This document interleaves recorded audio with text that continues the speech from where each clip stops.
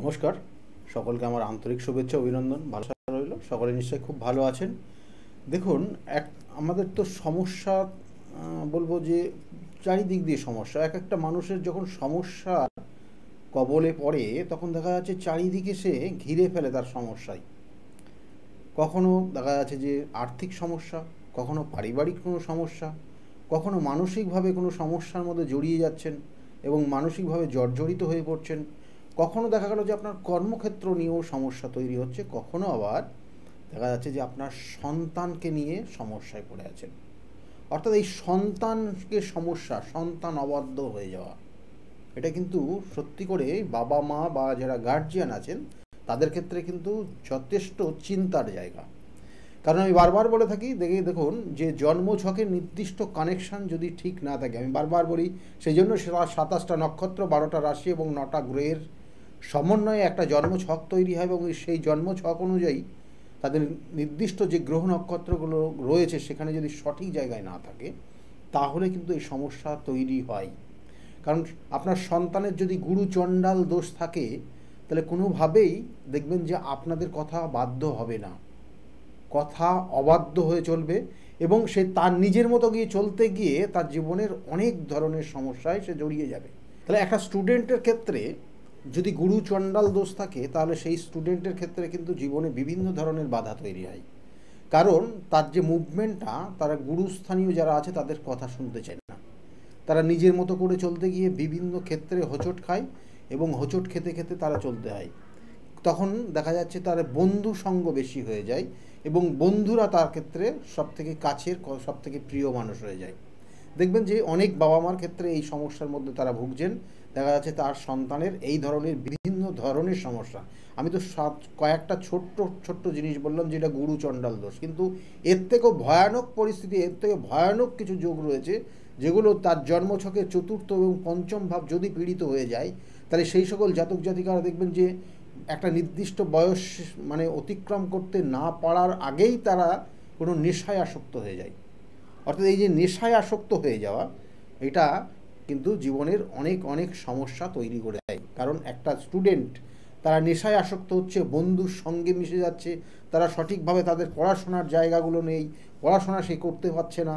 এই যে জায়গা, এইগুলো, এই মুভমেন্টগুলো তার ক্ষেত্রে কিন্তু বড় বিপদদায়ক পরিস্থিতি হয় এবং যেটা তারা কোনো গুরুস্থানীয় মানুষের কাছ থেকে কোনো রকমের হেল্প নিতে চায় না এবং তারা নিজের মতো করে চলতে চায় এবং এরা পরবর্তী জীবনেও কিন্তু বিভিন্ন ক্ষেত্রে বিভিন্নভাবে ভোগে। এবং সেই জন্য বলবো এইগুলোর কিন্তু সঠিক প্রতিকার প্রতিবিধান আছে। আমি অবশ্যই বলবো প্রতিকার প্রতিবিধানের জায়গাগুলো, কারণ আগামী দিনে যে নির্দিষ্ট তিথি রয়েছে, যে ফল হারিণী অমাবস্যা, এই ফল হারিণী অমাবস্যার তিথি খুব গুরুত্বপূর্ণ তিথি এবং এই তিথির কতটা গুরুত্বপূর্ণ সেটা নিয়েও আলোচনা করব। কিন্তু তার আগে বলবো যে একটা জাতক জাতিকা, সে স্টুডেন্ট, তার ক্ষেত্রে যদি এই ধরনের সমস্যা হয়, তার চতুর্থ ভাব যদি পীড়িত হয়, দ্বিতীয় ভাব যদি পীড়িত হয়, কারণ চতুর্থের দ্বাদশ হচ্ছে, চতুর্থের একাদশ হচ্ছে তার ক্ষেত্রে কিন্তু সেই দ্বিতীয় ভাব, আর চতুর্থের দ্বাদশ হচ্ছে তৃতীয় ভাব। এই তিনটে, এই এবং চতুর্থ ভাব এবং পঞ্চম ভাব, এই তিন চারটে ভাব যদি সঠিক জায়গায় না থাকে তাহলে একটা জাতক জাতিকা দেখবেন যে নেশায় আসক্ত হচ্ছে এবং বন্ধু সঙ্গ বেশি চাইছে এবং সেই বন্ধু সঙ্গের কারণে তার কিন্তু জীবনের সমস্যাগুলো হচ্ছে। এই জন্য বারবার বলবো যে যদি এই ধরনের সন্তানের সমস্যা থাকে তাহলে অবশ্যই তার জন্মছক দেখিয়ে নিন, কারণ সন্তানের সমস্যা মানে আপনার কিন্তু সেই সমস্যা থাকবে। একটা জাতক জাতিকার যদি তার লগ্নভাব পীড়িত হয়ে যায় তাহলে সেই সকল জাতক জাতিকা দেখবেন যে তার নিজের ওপর যে কনফিডেন্স সেটা কমে যায় এবং সেই জন্য তারা দেখবেন যার সঙ্গে মিশবে সে যেমন করে চালনা করবে ওকে, সে সেইভাবে চলতে পছন্দ করবে। অর্থাৎ সেই বন্ধু যদি সঠিক না হয়, কিন্তু সেই বন্ধুর সঙ্গে দেখা হলো মিশছে, কিন্তু সেই বন্ধু যদি সঠিক না হয় তাহলে কিন্তু সেই জাতক জাতিকা কিন্তু সমস্যায় পড়ে যাবে এবং সাংঘাতিক সমস্যায় পড়ে যাবে। তাহলে সেই জায়গাগুলো কিন্তু অবশ্যই তার প্রতিকার প্রতিবিধান রয়েছে। কারণ একটা জন্মছকের সবসময় মাথায় রাখুন যে দ্বিতীয় ভাব, অর্থাৎ এই যে একটা জাতক জাতিকা নেশা করবে কিনা, একটা জাতক জাতিকা সেক্ষেত্রে তার অসৎ বন্ধুর সঙ্গ পেয়ে যাবে কিনা, এগুলো কিন্তু ডিপেন্ড করে তার চতুর্থ ভাব এবং দ্বিতীয় ভাব থেকে। চতুর্থ থেকে বন্ধুত্বর জায়গা দেয় এবং চতুর্থ থেকে পড়াশোনার জায়গাও দেয়। তাই একটা জাতক জাতিকা পড়াশোনা করছে, সে তার আশা রয়েছে, তার স্বপ্ন রয়েছে সে ভালো জায়গায় পৌঁছানোর, কিন্তু দেখা গেল যে পড়াশোনা করতে দিলেন আপনি, হয়তো সে একটা এমন একটা জায়গায় আপনি তাকে পাঠিয়েছেন, কিন্তু যোগাযোগ হয়তো সব সময় হচ্ছে না, কিন্তু মাঝে মাঝে যোগাযোগ হচ্ছে, কিন্তু আপনার সঙ্গে যখন যোগাযোগ হচ্ছে তখন নো ডাউট ভালো, কিন্তু সে দেখা গেলো আস্তে আস্তে ভিতরে ভিতরে অসৎ বন্ধুর সঙ্গে মিশে গিয়ে তার পড়াশোনার লাইফটা তো শেষ করেই দেখা গেলো সে কিন্তু খারাপ কিছু মতলব বা খারাপ কিছু দেখা গেলো কাজকর্মের মধ্যে লিপ্ত হয়ে গেছে। তাহলে এগুলো কিন্তু সাধারণত দেখা যায়, এবং যখন এগুলো বহিঃপ্রকাশ হয় তখন কিন্তু আর কিছু করার থাকে না। সেই জন্য বারবার বলবো যে জন্মছকের এই গ্রহ নক্ষত্র অবশ্যই তার জন্য পাওয়ারফুল কানেকশান দেয়, এবং তার সঙ্গে সঙ্গে দেখা গেলো কোনো শত্রুতার কারণেও কিন্তু অনেক জাতক জাতিকার বিভিন্ন ধরনের সমস্যা হয়। কারণ শত্রুতা এমন কিছু জিনিস, এমন কিছু অ্যাক্টিভিটি যেগুলো আপনার সন্তান বা আপনার ওপর পড়লে পারে সেক্ষেত্রে আপনার ভালোর থেকে ভালো না হয়ে খারাপের দিকে মুভমেন্ট করবে। কারণ আমরা বলি না যে যে কুদৃষ্টি, এই কুদৃষ্টি একটা সাংঘাতিক। আপনার হয়তো ভালো হচ্ছে, দিনের পর দিন ভালো হচ্ছে, আপনার ক্ষেত্রে কুদৃষ্টি পড়ার জন্য আপনি দেখবেন যে হঠাৎ করে আপনার বিভিন্ন ধরনের সমস্যা হচ্ছে, এবং সেই শুধু দেখা গেলো সন্তান, আমি যেমন আজকের আলোচনা করছি অবাধ্য সন্তান, এই অবাধ্য সন্তান আপনার ক্ষেত্রে জীবনে বিভিন্ন রকম দুর্বিষহ জায়গা তৈরি করে দিতে পারে। তাই অবাধ্য সন্তান যদি থাকে তাহলে কিন্তু অবশ্যই তার প্রতিকার প্রতিবিধান রয়েছে, এবং সেক্ষেত্রে এই আগামী দিনের কিন্তু এই ফলহারিণী অমাবস্যার দিন এই ক্রিয়াগুলো করা যায়। তাই এই ফলহারিণী অমাবস্যার তিথিতে যদি সঠিকভাবে এগুলোর প্রতিকার, আমি বারবার বলি কেন ফলহারিণী অমাবস্যা কেন এতটা গুরুত্বপূর্ণ, সারা বছর তো বহু অমাবস্যা রয়েছে, কিন্তু এই ফলহারিণী অমাবস্যা এমন একটা অমাবস্যা যে অমাবস্যার তিথি একটা জাতক জাতিকার যে কর্মফল, সেই কর্মফলকে হরণ করার, অর্থাৎ মাকে এই নির্দিষ্ট দিনে আমরা কালী পূজা করি, এবং এই কালী পূজা, এই পূজাতে মা কিন্তু সেই এখানে বলবো তিনি হরণ করেন। অর্থাৎ একটা জাতক জাতিকা যে খারাপ কাজগুলো করেছে, যে অশুভ কাজ করেছে হয়তো জ্ঞানত বা অজ্ঞানত, এবং তার ফলস্বরূপ সে জীবনে যে জিনিসটা পাবে সেটা হয়তো খারাপ হতে পারে, সেই খারাপ জিনিসটা যাতে সে না পায় সেই জন্য সন্তান হিসাবে কিন্তু মা কিন্তু এই নির্দিষ্ট তিথিতে তার সন্তানের সেই অশুভ ফলটাকে তিনি হরণ করে নিয়ে তাকে শুভ ফল দেন। সেই জন্য এই নির্দিষ্ট তিথি, যে তিথিতে যদি সঠিকভাবে বিভিন্ন ধরনের ক্রিয়া রয়েছে সেই ক্রিয়া অনুযায়ী, অর্থাৎ তার যে গ্রহ দোষ রয়েছে সেই গ্রহ দোষ খণ্ডন করা যায়, তাহলে সেই ক্ষেত্রে সেই জাতক জাতিকা ভালোর দিকে যাবে। দেখবেন একটা জাতক জাতিকার পঞ্চম ভাব পীড়িত হয়ে গেছে, সেখানে রাহু যুক্ত হয়ে আছে, সেখানে কেতু যুক্ত হয়ে আছে, সেখানে দেখা গেলো অষ্টমপতির কানেকশান রয়েছে, সেক্ষেত্রে জানবেন যে সেই জাতক জাতিকার হঠাৎ করে তার পড়াশোনার জায়গা বন্ধ হয়ে যেতে পারে, পড়াশোনার জায়গাটা মুভ করতে করতে সে স্টপ করে দিতে পারে। আবার কোনো কোনো ক্ষেত্রে দেখা গেল 1 বছরের এয়ার লস পর্যন্ত হয়ে যায় যদি চতুর্থ, তৃতীয় এবং পঞ্চমের কানেকশান নেগেটিভ হয়ে যায়। তাহলে এগুলোও রয়েছে, কারণ এগুলো প্রত্যেকটার প্রতিকার প্রতিবিধান।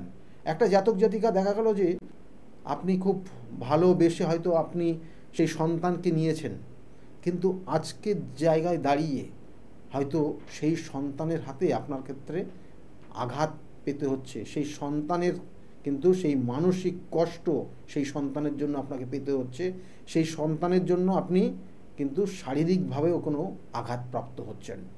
তাহলে এই যে জায়গাগুলো রয়েছে এগুলো কেন হয়? আমি বারবার বলি যে একটা জাতক জাতিকার জীবনের যে নির্দিষ্ট মুভমেন্টগুলো কী আছে, তার পঞ্চম ভাব কী আছে দেখতে হয়। পঞ্চম ভাব যদি পীড়িত হয়ে যায় তাহলে সমস্যা হয়, কারণ পঞ্চম ভাব থেকে তার আগের জন্মের কর্মফল দেখা হয়। একটা জাতক জাতিকার মধ্যে কি আছে, পজিটিভ কতটা আছে, নেগেটিভ এনার্জি কতটা আছে, তার পঞ্চম ভাব থেকে দেখা যায়।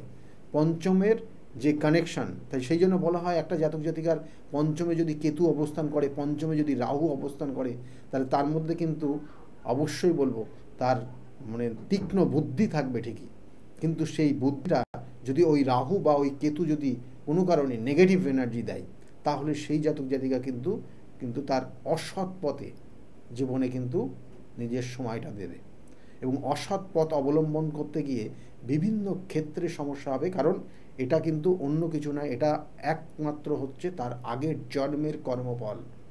দেখবেন যে আগের জন্মের কর্মফলের কারণে দেখা গেলো একটা সন্তান তার বাবা মায়ের ওপর অত্যাচার করে, অনেক ক্ষেত্রে দেখবেন, এবং দুর্ব্যবহার করে, এবং কোনো সময় দেখা গেলো সে তার নিজের মতো করে চলতে গিয়ে কিন্তু সে জীবনে বিভিন্ন ক্ষেত্রে প্রতারিত হয়ে গিয়ে একটা সময় কিন্তু খুব তার মানসিক ডিপ্রেশনে চলে যায়।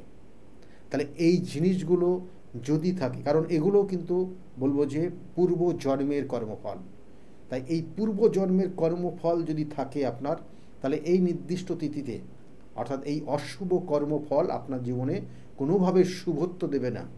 তাই এই নির্দিষ্ট তিথি, যেটা ফলহারিণী অমাবস্যার তিথি, মায়ের পূজার মাধ্যমে এবং আপনার যে সমস্যা সেই সমস্যার সঠিকভাবে তার প্রতিকার প্রতিবিধান করানোর মাধ্যমে আপনি যদি আগামী দিনেও কিন্তু মুভ করেন, তাহলে অবশ্যই আপনার জীবনের সফলতা আমি বলছি অবশ্যই আসবে। কারণ একটা জাতক জাতিকার সঠিক প্রতিকার, সঠিক প্রতিবিধান এবং সঠিক গাইডলাইন তার জীবনকে পরিবর্তন করতে পারে। সেই জন্য প্রতিকার প্রতিবিধান এবং সঠিক গাইডলাইন আপনি জীবনে যদি পান, তাহলে অবশ্যই আপনার জীবনের উন্নতি অবশ্যই হবে। কারণ এই ফলহারিণী অমাবস্যার তিথি একটু বলে দিই, কারণ এই ফলহারিণী অমাবস্যা কালী পূজার তিথি, সেটা হচ্ছে অমাবস্যার তিথিটা পড়ছে মঙ্গল, অর্থাৎ আগামী বুধবার হচ্ছে 5ই জুন মাসের 5 তারিখে বুধবার সন্ধ্যা 7টা 15 কিন্তু এই অমাবস্যার তিথি লাগছে, এবং পরের দিন বিকালবেলা 5টা কিন্তু সামথিং টাইমে অর্থাৎ সেই অমাবস্যার তিথি ছেড়ে যাবে। কিন্তু এই নির্দিষ্ট যে ক্রিয়াটা এবং অমাবস্যার যে নিশি পালন, সেটা কিন্তু 5 তারিখেই হচ্ছে। কিন্তু 6 তারিখ বৃহস্পতিবার সেদিনকেও অমাবস্যার তিথি থাকছে, কিন্তু বিভিন্ন যে কর্ম, বিভিন্ন কাজ এবং সেই অমাবস্যার রাত্রে সেই তিথি এবং তার সঙ্গে সঙ্গে চতুর্দশী তিথি, এটা খুব গুরুত্বপূর্ণ। কারণ এই চতুর্দশী, কৃষ্ণপক্ষের চতুর্দশী, তারপরে অমাবস্যা তিথি, এই যে নির্দিষ্ট ক্ষণ খুব গুরুত্বপূর্ণ ক্ষণ। যাদের যে ধরনের সমস্যা আছে তার ওই নির্দিষ্ট সময়টা প্রতিকার প্রতিবিধানের নির্দিষ্ট ক্ষণ।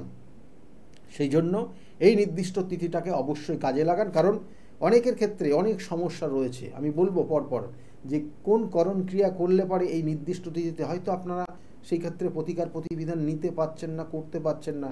একটা ছোট্ট ক্রিয়া আপনি করলেও কিছুটা আপনার ক্ষেত্রে শুভ ফল পাবেন। কিন্তু আমি বারবার বলবো, প্রতিকার প্রতিবিধান যেটা পার্মানেন্ট সলিউশন আপনার জীবনে আসবে, সেটাও কিন্তু এই নির্দিষ্ট তিথিতে।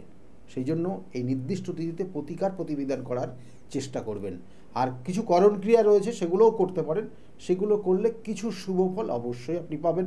যেটা কারণ এই অমাবস্যা তিথি, ফলহারিণী অমাবস্যা তিথি, মা স্বয়ং কিন্তু এখানে থাকবেন এবং মাকে আমরা ডাকবো, সন্তান রূপে আমরা মাকে ডাকবো, এবং সেই মা কিন্তু আমাদের ওপর তার আশীর্বাদ দেবে এবং আমাদের অশুভ কর্ম ফল তিনি হরণ করবেন। এবং এই নির্দিষ্ট তিথিতে সেই জন্য বলা হচ্ছে মাকে আপনি ফল দিয়ে পুজো দেবেন। অনেক ক্ষেত্রে অনেক জায়গায় দেখবেন যে 16 কলার একটা ছড়া দিয়ে, অর্থাৎ এক ছড়া কলার, যেটা একদম নিখুঁত হতে হবে ছড়াটা, এবং সেখানে 16টা যদি কলা থাকে এবং সেই কলা দিয়ে আপনি যদি মার কাছে পুজো দেন, তাহলে 16 কলা পূরণ হবে বলা হচ্ছে। এবং সেই পুজো দেওয়ার সময় সেখানে আপনার অবশ্যই ক্ষীরের মিষ্টি এবং মায়ের জন্য বস্ত্র অবশ্যই দেবেন, এবং সিঁদুর আলতা দিয়ে আপনি মায়ের কাছে পুজো দেবেন। দেখবেন যে তাতে আপনার যে বাধা বিপত্তি, সেখান থেকে কিন্তু অবশ্যই মায়ের আশীর্বাদ আপনি পাবেন। আর যারা এটা পারবেন না, অর্থাৎ এই 16টা কলার এক গোটা যদি আপনি না পান একটা ছড়া, তাহলে আপনি 5 রকমের ফল দিয়ে আপনি পুজো দিতে পারেন। এবং সেক্ষেত্রে ওই ক্ষীরের মিষ্টি এবং তার সঙ্গে সঙ্গে মায়ের বস্ত্র, আলতা, সিঁদুর দিয়ে আপনি, এবং অবশ্যই উপযুক্ত দক্ষিণা দিয়ে কিন্তু সেখানে আপনার বাড়ির কাছাকাছি কোনো মন্দির থাকলে সেই মন্দিরে আপনি পুজো দিতে পারেন। তাছাড়াও বলবো যে এই নির্দিষ্ট দিন, যেটা ফলহারিণী অমাবস্যা, যেটা আপনি মায়ের কাছে উৎসর্গ করবেন, যে ফলটা মার কাছে আপনি উৎসর্গ করবেন এবং সেই উৎসর্গ স্বরূপ আপনি মায়ের কাছ থেকে আশীর্বাদ নেবেন, এবং আপনিও সংকল্প করবেন জীবনে মনে মনে যে সারাটা বছর আমি এই ফলটা গ্রহণ করব না বা খাবো না। এই রকম ফল মায়ের কাছে আহুতি হিসাবে বা মায়ের কাছে আপনি দিতে পারেন। এবং আগামী দিনে যে যজ্ঞের আহুতি হবে এই নির্দিষ্ট তিথিতে আমার নিজ গৃহমন্দিরে, সেক্ষেত্রে যজ্ঞ, তন্ত্রের ক্রিয়া, বিভিন্ন ধরনের পুজো এই নির্দিষ্ট তিথিতেই হয়, কারণ এখানে গ্রহ দোষ খণ্ডন হয় এবং তার সঙ্গে সঙ্গে বিভিন্ন ধরনের মানুষের বিভিন্ন কষ্ট, বিভিন্ন সমস্যা, তার সঠিক প্রতিকার প্রতিবিধানও করা হয়। সেই জন্য এই অমাবস্যার তিথিতে যারা এই নির্দিষ্ট তিথিতে যজ্ঞে আহুতি দেবেন তাদের উদ্দেশ্য বলবো যে আপনার যে ফলটা খুব প্রিয় মনে হবে বা আপনি যে ফলটা মনে করছেন আপনার জন্য খুব শুভ, সেই ফলটা দিয়েই আপনি এই দিন আহুতি দিতে পারেন। এবং যদি আপনি মনের থেকে চান যে আমি যে ফলটা দিয়ে আহুতি দেব সেই ফলটা সারা বছর আমি কোনোভাবে দাঁতে কাটবো না বা খাবো না, তাহলে সেক্ষেত্রে আরও শুভত্ব জায়গাতে দেবো। কিন্তু এটা বলবো সবটা আপনার উপর ডিপেন্ড করবে আপনি কিভাবে জিনিসটা নেবেন এবং কিভাবে আপনি করবেন। সেই জন্য বললাম 2-3টে পন্থাই বললাম। এবং তাছাড়াও মায়ের কাছে যে 5 রকমের ফল এবং সেই ফল থেকে আপনি সেই আপনার যে পুজো যে করবে সেখানে যিনি পণ্ডিতজি থাকবেন তার হাত থেকে একটা ফল নেওয়ার চেষ্টা করবেন এই নির্দিষ্ট তিথিতে, কারণ সেই তার হাত থেকে ফল নিয়ে আপনি সেই ফলটাকে নিজের ভালোভাবে খুব যত্ন করে শ্রদ্ধার সঙ্গে নিয়ে আপনি আপনার গৃহে যাবেন, অবশ্যই আপনি কিন্তু আগামী দিনে আপনার ফল পাবেন। আমি এই জন্য বলি এই নির্দিষ্ট তিথিটা এতটাই গুরুত্বপূর্ণ, কারণ আপনার সন্তান অবাধ্য হয়ে গেছে বিভিন্ন কারণ আমি যেগুলো বললাম, হয়তো এবং সেই নেশায় আসক্ত হয়ে গেছে, পড়াশোনা কিন্তু দিনের পর দিন রেজাল্ট খারাপ হয়ে যাচ্ছে, অসৎ বন্ধুর সঙ্গে মিশে নেশায় আসক্ত, আপনাদের ওপর অত্যাচার করছে, এছাড়াও একটা জাতক জাতিকার জীবনে সাকসেস পাচ্ছে না, জীবনে যে হয়তো পড়াশোনা ভালো করেছে কিন্তু সে তার কেরিয়ার ঠিকমতো জায়গায় নিয়ে যেতে পারেনি, অর্থাৎ তার সেক্ষেত্রে অশুভ ফল পেয়েছে কোথাও না কোথাও, সেই জন্য সে জীবনে বারংবার বাধা। এবং এগুলো সাধারণত কালসর্প, মাঙ্গলিক বা কোনো কোনো ক্ষেত্রে দেখা গেল শাপিত দোষ, কোনো কোনো ক্ষেত্রে সাধু সর্প যোগ, এগুলো কিন্তু জীবনে বাধা দেয়, এগুলোই বাধা দেয়। কোনো জাতক জাতিকার দেখা গেল যে পিতৃদোষ হয়ে রয়েছে বড় একটা ধরনের, এবং তার কারণে দেখা গেলো সেই যে গ্রহণ দোষ বা পিতৃদোষ বা দেখা গেলো বিষযোগ, তার কারণে সেই জাতক জাতিকা জীবনে কিছু করতে পারছে না, হচ্ছে না, বারংবার চেষ্টা করছে, দিনের পর দিন সে নার্ভাস হয়ে যাচ্ছে, দিনের পর দিন সে ডিপ্রেশনে চলে গেছে, তার কাছের মানুষ দূরে সরে যাচ্ছে। এই রকম মুভমেন্ট, এই রকম পরিস্থিতি যদি থাকে তাহলে এই নির্দিষ্ট তিথিটাকে কাজে লাগানোর চেষ্টা করুন। আমি বারবার বলবো হয়তো আপনার বৈবাহিক জীবনটা খুব দুর্বিষহ জায়গা হয়ে আছে, কারণ সেক্ষেত্রেও কিন্তু এই নির্দিষ্ট তিথি খুব গুরুত্বপূর্ণ তিথি। আপনার বৈবাহিক জীবনে দেখা গেল আপনার যে পরিবারে আপনি গেছেন কেউ আপনাকে সাপোর্ট করছে না, মানুষগুলোর কাছে আপনি কোনোভাবে কোনো মুখ খুলে কিছু বলতে পারছেন না, আপনাকে বরঞ্চ তারা অত্যাচার করছে এবং দিনের পর দিন অত্যাচার করছে। হয়তো আপনাকে কেউ কোনো রকমের খারাপ কিছু করে আপনাকে তন্ত্রক্রিয়া করে আপনাকে আপনার শারীরিক অক্ষমতার জায়গা তৈরি করে দিয়েছে, তাহলে সেগুলো বলবো বারবার যে এই নির্দিষ্ট তিথিতে কাজে লাগান। একটা জাতক জাতিকার জীবনে দেখো অবশ্যই প্রত্যেকের বিবাহ একটা নির্দিষ্ট কিন্তু শুভ যোগ, এবং তার সঙ্গে সঙ্গে এটা একটা মাঙ্গলিক অনুষ্ঠান। অনেক জাতক জাতিকার দেখা হলো বিবাহ হচ্ছে না, বারংবার তার বাবা মা তার গার্জিয়ান তরফ থেকে চেষ্টা করছে কিন্তু আলটিমেটলি লাস্টে গিয়ে ব্রেক করে যাচ্ছে। তাহলে বিবাহ হচ্ছে না এবং একের পর এক পাত্র বা এক পাত্রী দেখার পরে তার মধ্যেও কিন্তু একটা নেগেটিভ কাজ করছে যে আর মনে হয় হবে না, এবং তার মধ্যে হয়তো সেই ডিপ্রেশনটা অলরেডি শুরু হয়ে গেছে। এটার ক্ষেত্রেও দেখা গেল অনেক ক্ষেত্রে বাধা হয়। কেন বাধা হয়? কারণ বাধা হয় আর তার জন্মছকের কানেকশন যদি নেগেটিভ থাকে, কারণ বিবাহ কারক গ্রহ হচ্ছে বৃহস্পতি অবশ্যই, কিন্তু বিবাহের স্থান হচ্ছে কিন্তু সেক্ষেত্রে হচ্ছে সপ্তম ভাব, আর তার সঙ্গে সঙ্গে দ্বিতীয় ভাব হচ্ছে কুটুম্বর স্থান, আর একাদশ হচ্ছে সফলতার জায়গা। তাহলে বিবাহের জায়গাটা যখনই আসবে 2-7-5 অর্থাৎ 2-7 এবং 11-র কানেকশান যদি এটা নেগেটিভ হয়ে যায় তাহলে দেখা গেলো বিবাহের ক্ষেত্রে বাধা হচ্ছে, না বিবাহিত জীবন নিয়ে বড় সমস্যার মধ্যে হয়ে আছেন। তাহলে এই জায়গাগুলো রয়েছে, কিন্তু তারপরে দেখা গেল সন্তান আসছে না, অনেকের বিভিন্ন মানুষের বিভিন্ন সমস্যা।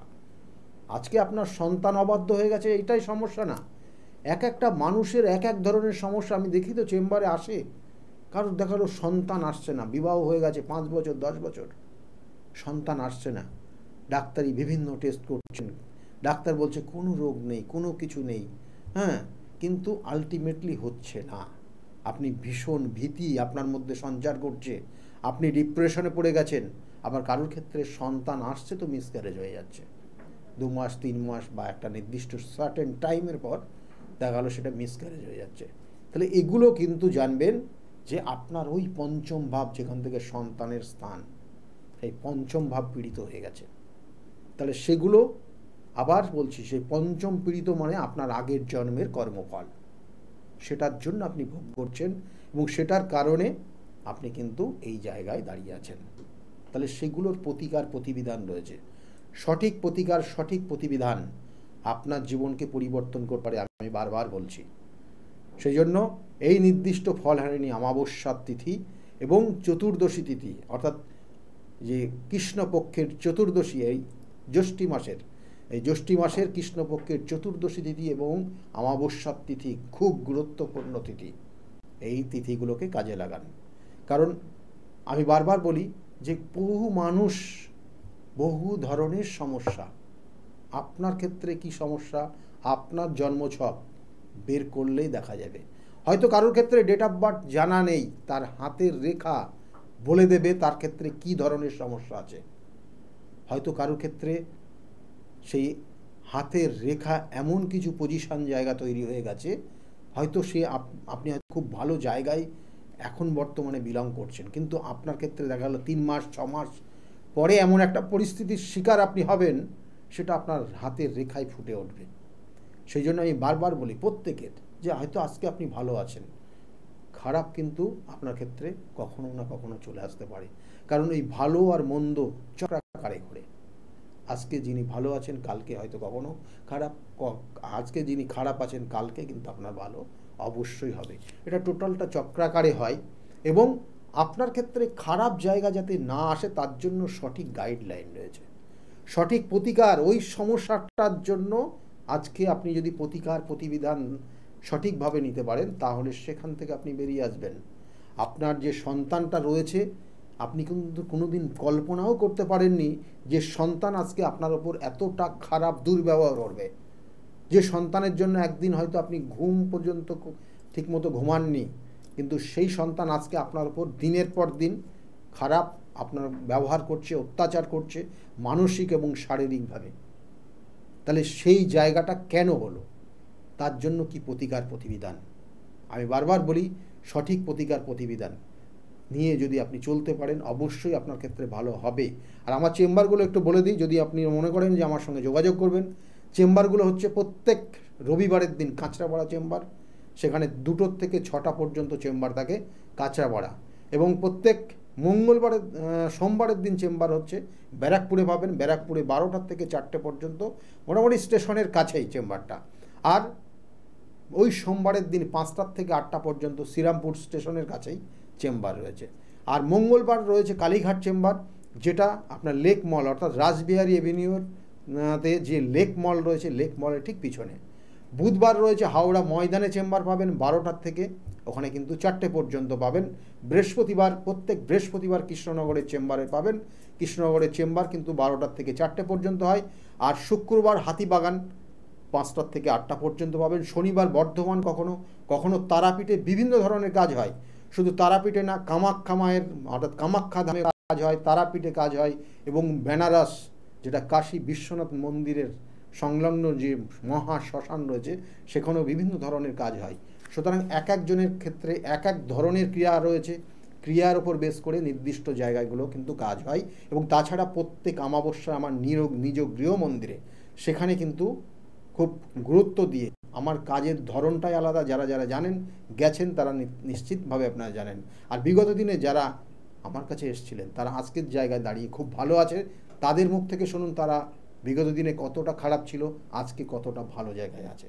সকলে ভালো থাকবেন, আবার দেখা হবে। নমস্কার। ডক্টর গৌতম শাস্ত্রী আর 5জন অ্যাস্ট্রোলজারের থেকে কেন তিনি আলাদা? স্বাভাবিকভাবে আপনাদের মনে এই প্রশ্ন আসতেই পারে। দূর দূরান্ত থেকে নানান সমস্যায় জর্জরিত মানুষ ছুটে আসে তার কাছে। গ্রহদোষ হোক কিংবা কাল সর্পদোষ, অথবা ধরুন মাঙ্গলিক দোষ কিংবা অন্য যে কোনো সমস্যা, তারা জানেন সব সমস্যা স্থায়ী সমাধানে এক এবং অদ্বিতীয় ডক্টর গৌতম শাস্ত্রী। চলুন আজ আপনাদের সাথে পরিচয় করিয়ে দিই এমন কিছু মানুষের এবং শুনি তাদের কথা। আমি সোমনাথ মজুমদার, কল্যাণীতে থাকি। আমি গৌতম বাবুর কাছে দীর্ঘদিন ধরে আসি। ওনার ব্যবহার, ওনার কার্যক্রম আমার জীবনের জন্য যথেষ্ট প্রভাব বিস্তার করেছে। বিশ্বাস করি, ভরসা করি এবং ভবিষ্যতে ওনার মত অনুযায়ী চলতে পারবো বলে। আপনার নাম? আমার নাম ছায়া গুপ্তা। কোথা থেকে আসেন? আমি ভদ্রেশ্বর থেকে এসেছি। এখানে এসে কোনো উপকার পেয়েছেন? প্রচুর উপকার পেয়েছি। আমার যে কোনো সমস্যা ছিল, সমস্যার সমাধান হয়েছে এবং আমি ছাড়া আদার্স অন্য কারোকে নিয়ে এসেছি, তারাও উপকার পেয়েছেন বা পাচ্ছেন। আগামীকালও যারা আসবেন তারা উপকার পাবেন। আপনাদেরকে অনুরোধ করছি, যার যে কোনো সমস্যা আছে এসে গৌতম শাস্ত্রীর সঙ্গে যোগাযোগ করুন। আপনার নাম? আমার নাম সুচিত্রা দাস। আমি পায়রাডাঙ্গা থেকে এসেছি। এখানে কিভাবে এলেন? এখানে একজন আমাকে খবর দিয়েছিল, আমার সঙ্গে চেনা পরিচিত, সে এসেছিলেন। তা আমাকে বললো যাও, ইনি এখানে গেলে কাজ হবে। তার সূত্র ধরেই আসা এখানে। উপকার পেয়েছেন? হ্যাঁ, আমি এসেছি আমার দুই ছেলের জন্য, আমার নিজের জন্য। আছি, ভালো আছি। তার মানে আপনি যার রেফারেন্সে এসেছেন তিনি প্লাস আপনি, আপনারা সবাই উপকৃত হয়েছেন, তাই তো? হ্যাঁ, উপকৃত আছি। আপনার নাম? কোথা থেকে এসেছেন? শিবানী কর্মকার। আমি এই দমদম অঞ্চল থেকে এসেছি, মানে বাঙুর থেকে এসেছি। এখানে কিভাবে জানতে পারলেন? আমি ফেসবুকের মাধ্যমে জানতে পেরেছি ডক্টর গৌতম শাস্ত্রীর কথা। উনি হাতিবাগানেও বসেন, সেখানেই আমি গিয়ে যোগাযোগ করেছি আর কি। যোগাযোগ করার পর আমি ওনার বাড়ি কাঁচরাপাড়ায় এসেছি ওই রটন্তী কালী পুজোর উপলক্ষে পুজো পাঠে যোগদান করার জন্য। আমার এসে বেশ ভালো লেগেছে। ওনার এখানে সবাই কি বলবো, ভক্তি সহকারে মানে নিজের ওনার উনি যা বলেন মোটামুটি ভালোই উপকার হয় মানুষের। শুনেই আমি এসেছি। আমিও প্রথম এলাম, এসে দেখছি চারিদিকে জনসমুদ্র, থেকে খুব ভালো লাগছে। আশা করি আমি যে উদ্দেশ্য নিয়ে এসেছি সেটা নিশ্চয়ই কার্যকরী হবে, এই আশা রাখি আর কি ডক্টর গৌতম শাস্ত্রীর কাছে। নমস্কার, আমি শর্মিষ্ঠা। আমি দীর্ঘ 5 বছর ধরে গৌতমদার কাছে আসি।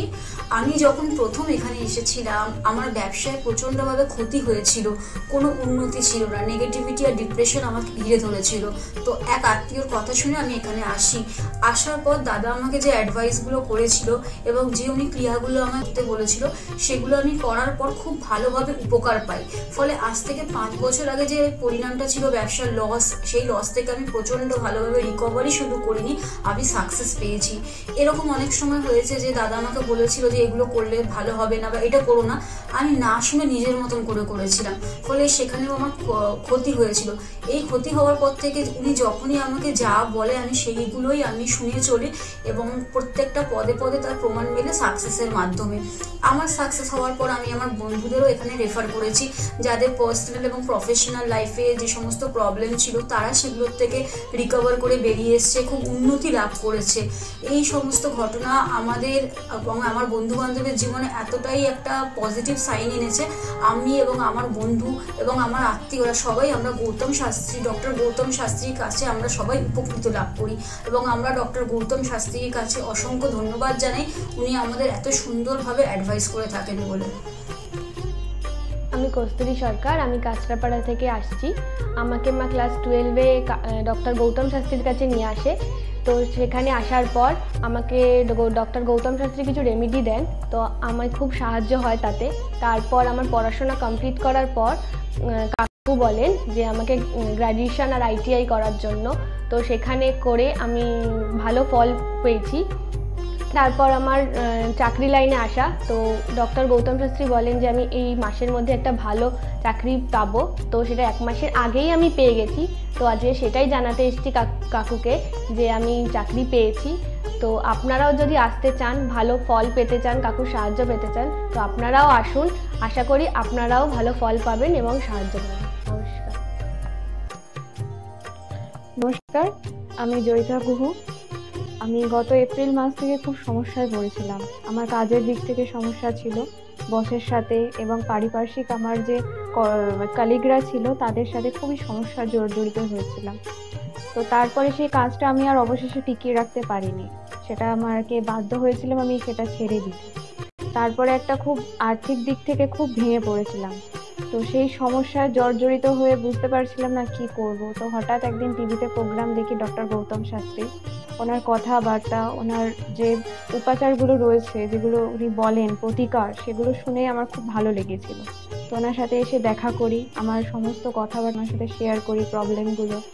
তারপর উনি আমাকে দেখে আমাকে কিছু বলেন আমার ব্যাপারে, তো সেগুলো একদম হুবহু মিলে যায়।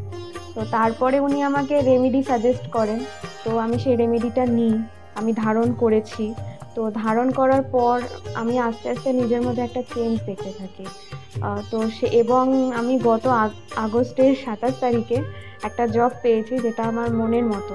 এখানে আমার ডেজিগনেশন, আমার স্যালারি, আমার মনের মতো লোকেশন আমি এখানে পেয়েছি। মানে এটাতে আমি বিশেষভাবে আপ্লুত। তো সের জন্য অসংখ্য ধন্যবাদ ডক্টর গৌতম শাস্ত্রীকে।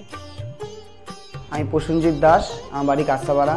আমি ডক্টর গৌতম শাস্ত্রীর দেখেছিলাম টিভিতে, ওখান থেকে দাদার ফোন নাম্বার নিয়ে দাদা বাড়িতে আমি আসি। এসে দাদাকে আমার সমস্যার সমাধান বলি। আমার একটা সমস্যা, প্রচুর বড় সমস্যা ছিল, সেটা হচ্ছে আমাদের বাড়ি ঘরের সমস্যা ছিল, অনেক বছর ধরে সমস্যা ছিল, সেটা দাদা ঠিক করে দিয়েছে। এখন সেটা আমি বাড়ি করতেও চলেছি। তার সাথে সাথে আমার ব্যবসা বাণিজ্য কিছুই করতাম না, একটা নর্মাল কাজ করতাম। কাজ করার পর আমি এখন ব্যবসা বাণিজ্য উন্নতি হয়েছে, প্লাস দাদা যে প্রতিকারগুলো দিয়েছে সেগুলোকে আমরা এক্সপেক্ট করেছি। দাদার সাথে খুব ভালো ব্যবহার হয়েছে। এখন আপনারাও আসুন, এসে দাদাকে সমস্যা সমাধানের কথাগুলো বলুন, দাদা অবশ্যই আপনার সমাধান করে দেবে। অ্যাস্ট্রোলজার ডক্টর গৌতম শাস্ত্রীর চেম্বারে আপনি কতদিন আসছেন? আমি প্রায় 2.5-3 বছর ধরেই এখানে মানে রেগুলারলি আসছি। মোটামুটি আমার যখনই অসুবিধা হচ্ছে আমি তখন চলে আসছি। আপনি কোন চেম্বারে দেখিয়েছেন? আমি এখানকার কাছড়াপাড়া চেম্বারে। কাছড়া চেম্বারে দেখিয়েছেন, মানে আপনি যে সমস্যাটা নিয়ে এসেছেন ওটা কি আপনার কিওর হয়েছে? হ্যাঁ, আমি প্রথমে যে সমস্যাটা, পড়াশোনার সমস্যা নিয়ে প্রবলেমে পড়ে ওনার কাছে এসেছিলাম, তা মোটামুটি আমার যত দিন যাচ্ছে ইমপ্রুভ হচ্ছে আস্তে আস্তে। না, আপনার কাজ হয়েছে এটাই বলতে চাইছেন, তাই তো? Thank you. আমার নাম অয়ন দাস, আমি শ্রীরামপুর থেকে আসছি। আমি বেসিক্যালি এখানে এসেছিলাম গত 1 বছর আগে আমার পড়াশোনা এবং কাজবাজের জন্য। এর আগে আমি অনেক জায়গায় গিয়েছিলাম, অনেক অ্যাস্ট্রোলজার দেখিয়েছিলাম, কিন্তু সেখানে আমি সমস্যার সমাধান পাইনি। তো ওনার প্রোগ্রাম টিভিতে চলে, আমি সেখানে দেখেছিলাম, দেখে এবার ওনার সাথে যোগাযোগ করি। যোগাযোগ করার পর ওনার চেম্বারে আসে, ওনাকে সমস্তটা বলি। তো বলার পর আস্তে আস্তে অনেকটা আমি উপকৃত হয়েছি। কিছুটা আমার যেমন অবস্থাটা খারাপ হয়ে গেছিলো যতটা, তার থেকে অনেকটাই বেটার আছি। আশা করব ভবিষ্যতের থেকেও ভালো ফল পাবো। আমি আপনাদের অনুরোধ করবো আপনারা এসে দেখতে পারেন, যাদের অনেক সমস্যা চলছে এখানে এসে একবার কন্ট্যাক্ট করুন। ওনার শো চলতে থাকে টিভিতে, ওখান থেকে যোগাযোগ করতে পারেন ওনার সাথে, অবশ্যই আপনারা ফলাফল পাবেন। Hi everyone, I'm Simranpreet Kaur. I'm an actress. 2018-এ তার আগে আমার খুব খারাপ সময় যাচ্ছিল। আমার স্টাডি লাইফ, আমার career life, really it's very bad in that situation, in that time. But যখন আমি 2028-এর মাঝামাঝিতে আমার মম আমাকে ডক্টর গৌতম শাস্ত্রীর কাছে নিয়ে আসে। আঙ্কেলের সাথে যখন আমি কথা বলি, আঙ্কেল যখন আমার প্রবলেমগুলো শোনে, যেরকম করে গাইড করে তেমনি আমি চলি। তারপরে ধীরে ধীরে আমার প্রবলেমগুলো ম্যাক্সিমাম 90%, জাস্ট আমি বিলিভ করতে পারিনি যেটা সত্যি হবে। রেজাল্টটা খুবই ভালো ছিল, আর এরকম রেজাল্ট হবে আমি জানতাম না। এখন আমি একটা ভালো আমার ক্যারিয়ার চলছে। আমার স্টাডি লাইফের মধ্যে অনেক প্রবলেম ছিল, অনেক প্রবলেমস।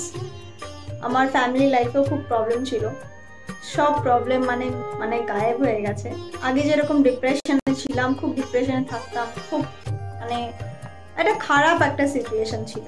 বাট এখন 3-4 মাসের মধ্যে মানে জাস্ট আমি তখন আমি ভাবতে পারিনি। তারপরে আমি তো প্রথম যখন আসি তখন আমি একদম বিলিভ করি না যে এগুলো কি হয় বা কিছু। আমি মাকে বলি হ্যাঁ দেখাবো না, এই ওই অনেক কিছু করি। কিন্তু যখন দেখানোর পর যখন আমি 1-2 মাসের মধ্যে যখন ধীরে ধীরে একটুখানি ভালো হতে পারি, আমার লাইফে যখন একটু করে ভালো হচ্ছিল, তখন আমি ফিল করলাম যে না সত্যি ভালো হচ্ছে ওনার গাইডে। আর তার 3-4 মাসের পরে একদম আমি রেজাল্টটা দেখতে পারছিলাম, ফিল করতে পারছিলাম মানে ন্যাচারালি। আর আমার এখন 2021 চলছে, এখন আমি আঙ্কেলের কাছে আসি। আর আশা করি যে আমি যতদিন আমি বাঁচবো ততদিন আমি আঙ্কেলের কাছে আসতে থাকবো, আঙ্কেলকেই দেখাবো। আর আপনারা যদি চান যে আপনাদের লাইফের প্রবলেমগুলো সলভ হোক, 100% সলভ হবে, গ্যারেন্টি। আপনারা আসুন, আঙ্কেলকে দেখান, আর আপনাদের আর আঙ্কেল যেরকম গাইড দেবে তেমনি যদি আপনি চলবেন তাহলে একদম সঠিক হয়ে যাবে, একদম সাকসেস পাবেন আপনি দেখতে পারবেন। Thank you, by.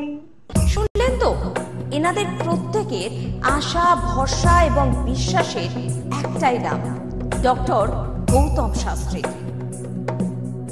যার সম্পর্কে আমরা এত কিছু শুনলাম। চলুন এবার দেখে নিই তিনি কি বলছেন। আজকের যে ফিডব্যাক আপনারা পাচ্ছেন এগুলো কিন্তু সবটাই আমার গুরুদেবের আশীর্বাদ। কারণ গুরুদেব আমাদেরকে একটা জিনিসই বলেছিলেন যে যেভাবেই হোক মানুষকে উপকার করলে তোমার কিন্তু আগামী দিনে দেখবে তোমার মানুষ কিন্তু তোমার পাশে এসে দাঁড়াবে। এবং সেইভাবেই আমি কিন্তু যেভাবে সকলের উপকার বা আমি যতটা কাজ করছি সকলে উপকৃত হচ্ছে, এবং এর জন্য আমিও কিন্তু খুব আনন্দ পাই যখন তারা বলে যে না দাদা আমি আপনার এই কারণে এই জন্য এসেছিলাম, এই কাজটা আমি পেয়ে গেছি। সুতরাং আমিও চাই যে এইভাবে মানুষের পাশে থেকে মানুষকে সহযোগিতা করে মানুষকে আরও ভালো জায়গায় পৌঁছে দেওয়া। যাদের খুব দুঃখের মধ্যে কষ্টের মধ্যে আছে তাদেরকে কিছুটা গাইড করে তারা যদি আরও ভালো জায়গায় যেতে পারি এবং ভালো জায়গায় তাদেরকে যদি নিয়ে যেতে পারি, এটাই হচ্ছে আমার মেন উদ্দেশ্য। অর্থাৎ তারা যদি আরও ভালো জায়গায় যেতে পারে সেখান থেকে যে আনন্দ উপভোগ করতে পারবো আমি, সেটা কিন্তু চিরস্থায়ী থেকে যাবে।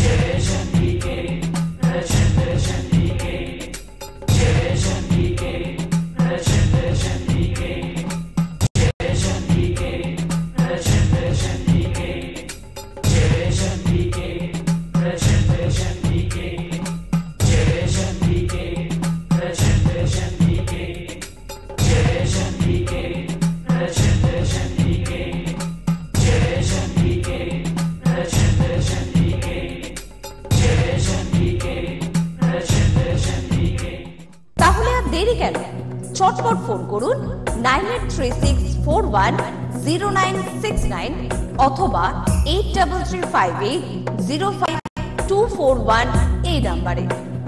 শুধুমাত্র একটি ফোন যা পাল্টে দিতে পারে আপনার গোটা জীবন। জ্যোতিষবিদ, বাস্তুবিদ, হস্তরেখা বিশারদ ও spiritual guide doctor Gautam Shastri, এক এবং অদ্বিতীয়।